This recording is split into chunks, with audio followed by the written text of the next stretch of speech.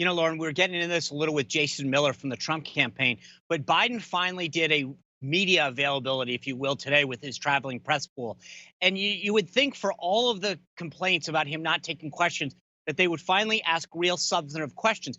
But it literally was a bunch of softballs. If there's a softball shortage in this country, it's because they were stolen by his press pool, asking him silly, meaningless questions. It was literally, are you angrier? Why aren't you angrier today? What has Trump done wrong? Nothing on substance. They're not delving in on the big issues that are facing voters this year.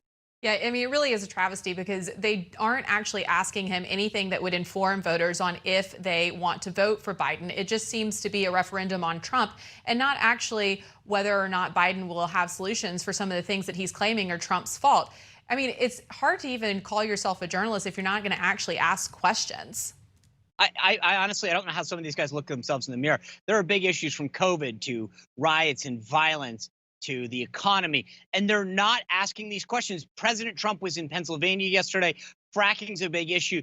Joe Biden and Kamala Harris both said they'd ban fracking in Pennsylvania during a CNN debate, and yet not one question about that comes up. That's a real issue for Pennsylvania voters, and nothing. Yeah, they're like, no, we didn't say that. That's not true. And then that's all they get asked about it.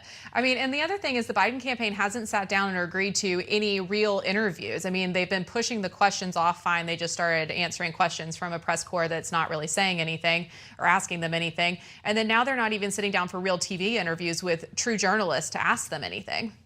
Yeah, that's right. Anyway, thanks for being here. We've got a great week ahead of you for you. We're going to discuss church attacks that are happening across the country and not being acknowledged by Democrats. We're going to talk about the evangelical host with radio host Eric Metaxas, and then we're going to talk about COVID-19 with author Clay Clark. And Jim Carafano from the Heritage Foundation is going to be here to talk about big national security issues. Navy veteran Derek Van Orden and why he's running for office in Wisconsin.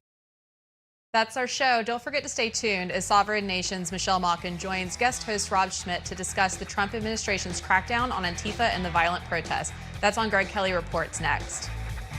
All right, thanks for being part of our company, Lauren. It's been a pleasure having you here. Thanks to Emerald Robinson for sitting in with Lindsay as well.